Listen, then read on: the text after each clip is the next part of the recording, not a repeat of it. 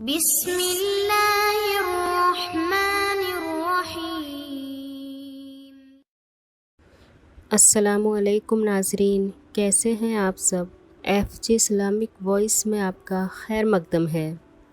تو ناظرین، پچھلے ویڈیو میں ہم نے آپ کو بتایا تھا کہ کس طرح اللہ رب العزت نے حضرت آدم علیہ السلام کو تخلیق فرمایا اور حضرت حوا کو کس طرح آدم علیہ السلام کی بائیں پسلی سے پیدا کیا گیا۔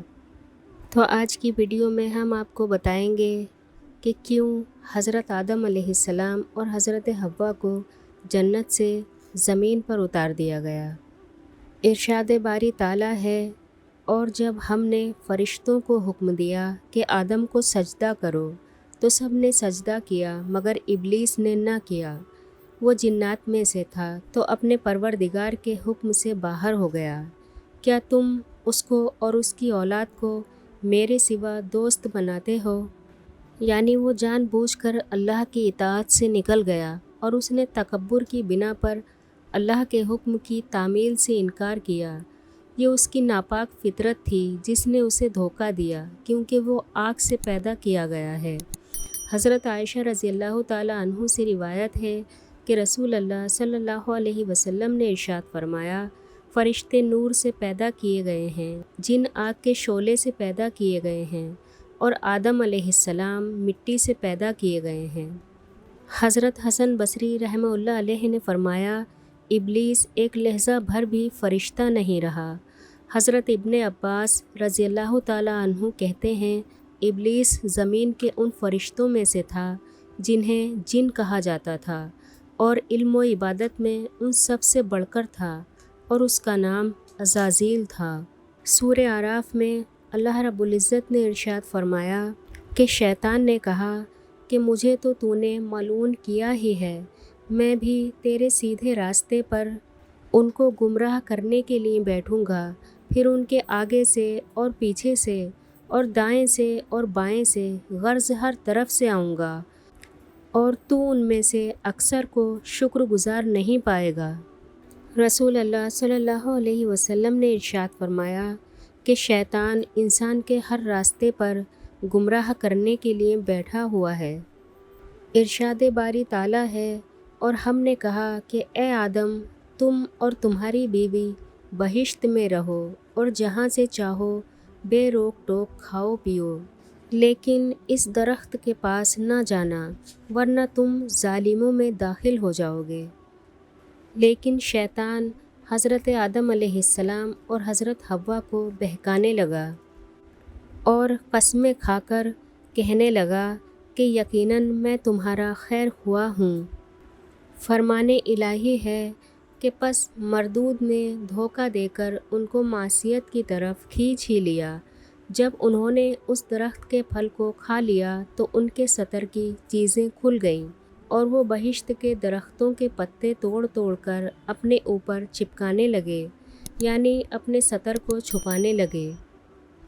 تب ان کے پروردگار نے ان کو پکارا کہ کیا میں نے تم کو اس درخت کے پاس جانے سے منع نہیں کیا تھا اور جتا نہیں دیا تھا کہ شیطان تمہارا کھلا دشمن ہے؟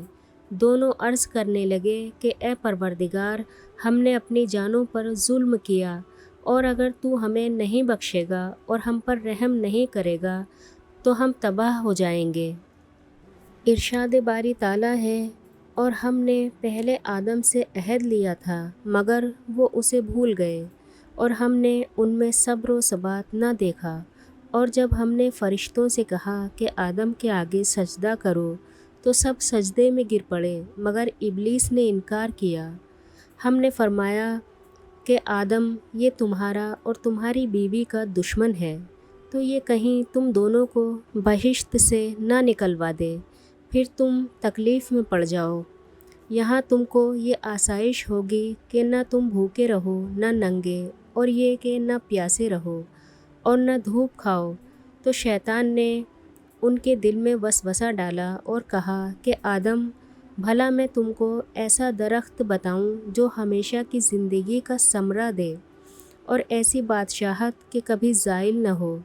سو دونوں نے اس درخت کا پھل کھا لیا تو تو ان پر ان کی شرم گاہیں ظاہر ہو گئیں اور وہ اپنے بدنوں پر بہشت کے پتے چپکانے لگے، اور آدم نے اپنے پروردگار کے حکم کے خلاف کیا تو وہ اپنے مطلوب سے بے راہ ہو گئے۔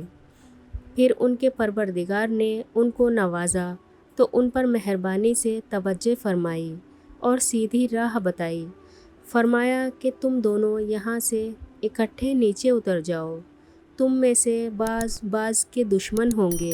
پھر اگر میری طرف سے تمہارے پاس ہدایت آئے تو جو شخص میری ہدایت کی پیروی کرے گا وہ نہ گمراہ ہوگا اور نہ تکلیف میں پڑے گا، اور جو میری نصیحت سے منہ پھیرے گا اس کی زندگی تنگ ہو جائے گی، اور قیامت کو ہم اسے اندھا کر کے اٹھائیں گے۔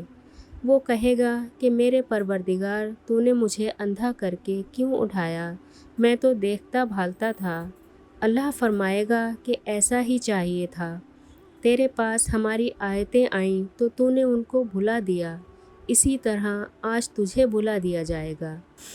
دوسرے مقام پر یوں فرمایا، تم سب بہشت سے اتر جاؤ، اب سے تم ایک دوسرے کے دشمن ہو، اور تمہارے لیے ایک وقت خاص تک زمین پر ٹھکانہ اور زندگی کا سامان کر دیا گیا ہے۔ یہ ارشاد آدم علیہ السلام، حوا علیہ السلام اور ابلیس کو مخاطب کر کے فرمایا گیا۔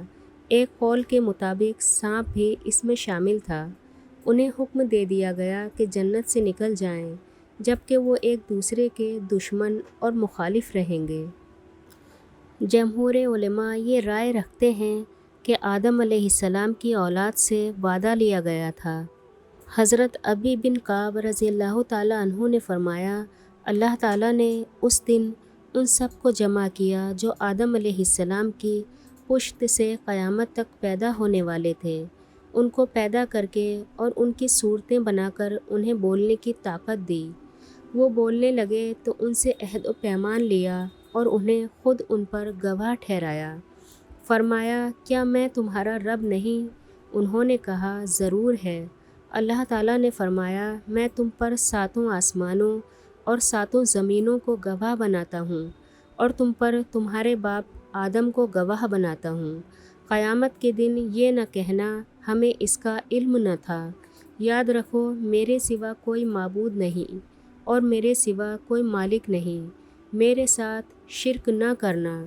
میں تمہارے پاس رسول بھیجوں گا جو تمہیں میرا عہد و پیمان یاد دلا کر تمہیں اس کی خلاف ورزی کی سزا سے ڈرائیں گے، اور میں تم پر اپنی کتاب نازل کروں گا۔ انہوں نے کہا، ہم گواہی دیتے ہیں کہ تو ہمارا رب اور ہمارا معبود ہے، تیرے سوا ہمارا کوئی رب یا معبود نہیں۔ چنانچہ اس دن انہوں نے تعمیل احکام کا اقرار کیا، یعنی حضرت آدم علیہ السلام کی تمام ہی اولاد نے اللہ رب العزت سے یہ وعدہ کیا کہ صرف تو ہی ہمارا معبود، ہمارا رب ہے، اور اللہ کے احکام کی تعمیل کا اقرار کیا۔ لیکن آج کتنوں کو یہ وعدہ نبھانے کی فکر ہے، بلکہ گناہوں میں مبتلا رہنے کو اور دنیا کی لذتوں کو ہی اپنی زندگی کا حاصل سمجھتے ہیں۔ ان تمام ہی باتوں سے صاف ظاہر ہے کہ حسد اور تکبر کس قدر بڑا گناہ ہے، لیکن آج ہم حسد اور تکبر میں بے انتہا ڈوبے ہوئے ہیں۔ کوئی کسی کے خوبصورتی سے حسد کرتا ہے تو کوئی کسی کے کھانے پینے سے حسد کرتا ہے، کوئی کسی کی پراپرٹی سے حسد کرتا ہے تو کوئی کسی کی اولاد سے حسد کرتا ہے، اور لوگ تکبر میں ڈوبے ہوئے ہیں، دوسروں کو ذلیل و رسوا کرنے میں ایک لمحہ بھی دیر نہیں لگاتے، جبکہ ہم لوگ شیطان کا انجام اچھی طرح سے جانتے ہیں۔